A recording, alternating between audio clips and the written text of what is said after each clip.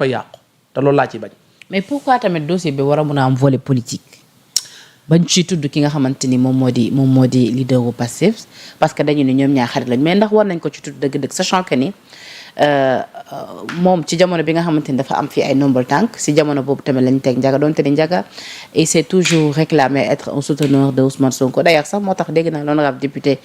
Mayabé Mbaye muy indi précision ci plateau bi fii bi ko Yamou Sa invité ci ni Ndiaga bokkul Pastef c'est un souteneur de Ousmane Sonko mais quoi qu'il en soit ku ci nekk fii yow yaay maître de tes actes et mouvements est-ce que tey jii Ndiaga war na war a mun a def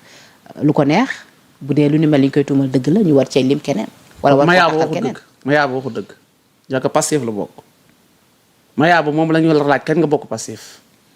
gis naa ko keroog mu toog Feeling Dakar di ma xas waaye man li ma leen wax rek man nu ma dàgg santeeg ay màgg di wëyu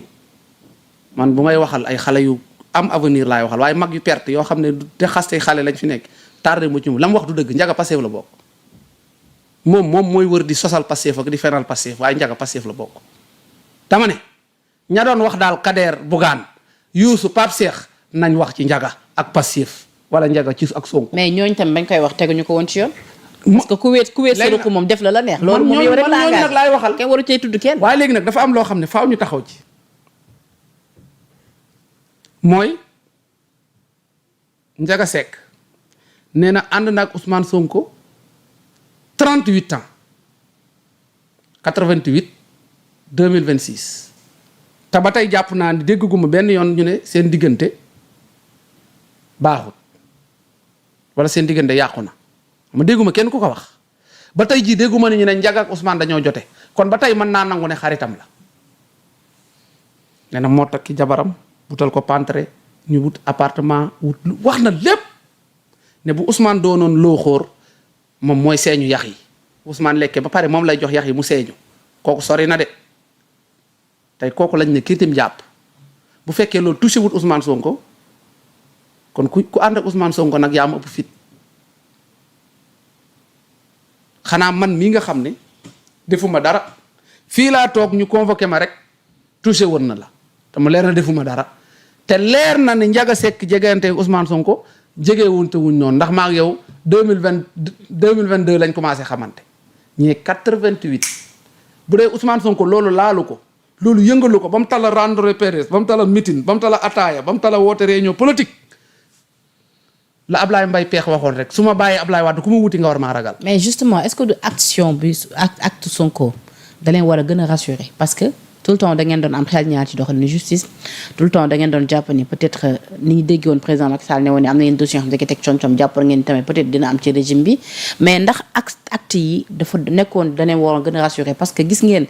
comme ni ko Ndiaga waxee rapprochement ni mu mel ak ki nga xamante ni moom moo di le président du parti Pastef te pourtant terewul biñ ko njortee ci yéen dañ ko yóndu ko woo pour ñu saytu ko càmbar ko comme pour démontrer encore une fois de plus l'indépendance de la justice ak tamit peut-être neutralité wu ñi nga xamante ni ñoom ñoo yore actuellement ce pays. Azoura Fall ku ko teree dem kaso Ngoné Saliou ku ko teree dem prison man ku ma yóbbu prison Sonko génn leen ci lii moom moo taxaw assemblée ne day régler sama problème moom moo fa taxaw ne may problème man da koy régler léegi mu régler ko te booba maa ngi ci loxoy yoon man dama jàpp ne moo ma tëj même bu fekkee tëj ma sax damay jàpp ne moo ma tëjlu parce que moo tax a wax ko ñee nag lu leen tax a yóbbu prison dama posé sama laaj rek nag Azoura lu ko teree dem prison Ngoné lu ko teree dem ñi taaloon kër Khalifa Sall ga da nga gën a fàtte ci élection ya bañ leen commencé audition Sonko taxawul ne lan moo tax ñu leen di woolu Sonko yu bari kenn jiiñu ko de moom moo ciy dugal làmmiñam ñun xam nañu Sénégal justice bu indépendant moo fi am parquet bi moo indépendant wul te exécutif bi la bokk loolu la ñuy xeex mu dañ mais suñu waxantee dëgg suñu aqulaay temps la affaire Sonko ak justice moom buñ ko dugal ci affaire Ndiaga yii. Amady man tey la parce que ki taxaw saaga nday ay nit dañ ko yóbbu prison Sonko sol dàllam dem ca kaso ba fekk ko fa seeti ko. donte ni cautionné wul li mu def. moom moo ko cautionné wul wala nit ñi ko cautionné wul ñoom bu ñu génnee dégg nga ñu expliqué mais bu ñu waxee ci cadre bu ñëwee foofu da leen xas ba ñu ràpp. non loolu gëwuma ko maa ko mus sa gëm ñoom rek a fa nekkoon ak yàlla ku ko wax du dëgg ñoom ma fa nekkoon caaxaan yi nañ ko baax man Pastef ku ne la ñuy nax ba mu des man Pastef bu ñu maa nax ci yii da di encaissé nañ encaissé te yàlla moo leen nattu président Macky Sall lañ la doon wax mooy porter ascendant góor jigéen yi. mais ngeen c'est dommage léegi politique bi fu mu yegg si c'est-à-dire man des deux camps yëpp laa koy nakarloo que muy ci Pastef que muy ci opposition bi ba ci Pastef tey jii c'est pas normal que bu ñu jàppee benn nit ni c'est un présumé peut-être ci coowal acte contre nature yi man jàpp naa ne waruñu ko toftal kenn waruñu ko toftal Bougane waruñu ko toftal kenn comme tamit ni ma jàppee tamit opposition bi ñoom it bu ñu jàppee kenn proche de Sonko waruñu ko toftal Sonko waruñu ko toftal parce que nit ku nekk magum jëmm libre de ses actes et mouvements loolu mooy yow la engagé. lii la Moustapha Diakhaté naan booy xeex lu bon da nga koy xeex ndax dafa bon ak wii fi ngóor jigéen ñi dañ koy xeex ndax dafa bon man yàlla xam na ni bugguma kenn bokk ci Sonko keneen a ci yam bugguma kenn bokk ci mais waa Pastef fallait que nit ñi di leen fay seen bor Pastef nii ñuy doxale fallait que nit ñi wàcc ba tolloog ñoom di doxale noonu. ay bor bu baax la ñuy fay. bor nag yaa xam bu la neex nga fay suñ borom sax ba ñun ñu tooñ la nga fayoo comme niñ la tooñee te ñoom ay tooñkat lañ ku ñu jàpp mu la jege ñu tuumaal la léegi nag dem nañ ci seen xol ñu ne fa kirtim kenn te kenn ki rek lañ mais ñu bari ñiñ jàpp boo dañ naan kii dañ ne way na Pastef kii toog na sa plateau bii ne Pastef laa bokk ñun député yi Pastef yi maa leen defal ay formation ñu xool ñëpp compté naa 4 nit ñoo xam ne suñ arrière seen i wax ca ginnaaw Pastef lañ daan jàppale te nañ ne leen kirtim te dañoo waxoon ne Macky Sall kat moo porté ascendant boobu léegi ascendant gi biñ ne Macky Sall ko porté am na ñu ca jàpp 4 nit ñoo xam ne ñu jege Pastef lañ yàlla àtte na de waxuma nag kenn ci la bokk bu kenn modifié samay wax mais dama ne yàlla te Pastef toj leeguñ de des na Pastef dañ toj la waat toj leegu raw lii. mais Ndiaga moom mi nga xam dafa génnoon dëkk bi amoon na possibilité wu daw bu fekkoon xam na ni moom il est impliqué dans cette affaire pourquoi mu décidé de revenir ci dëkk bi. looloo jar a laaj du ko indiwaat est-ce que amul ay garantie dama laaj rek. am na ñu ko wax de am na ñu ne dafa am ay garantie ñëwaat est-ce que lañ wax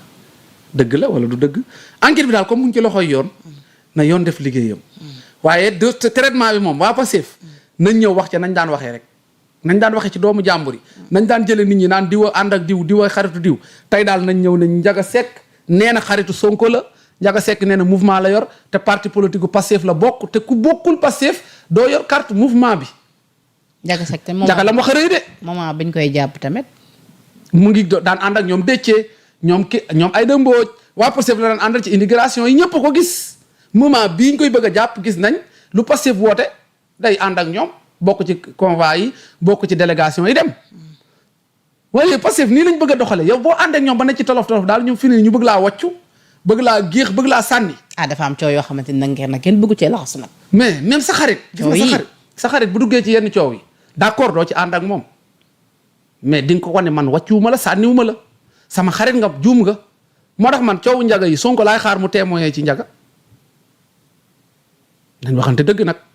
man lu waay wax ci Ndiaga digluwuma la gis ne Pastef lu waay wax ci Ndiaga Seck digluwuma la xam nga kan laay diglu ci Pastef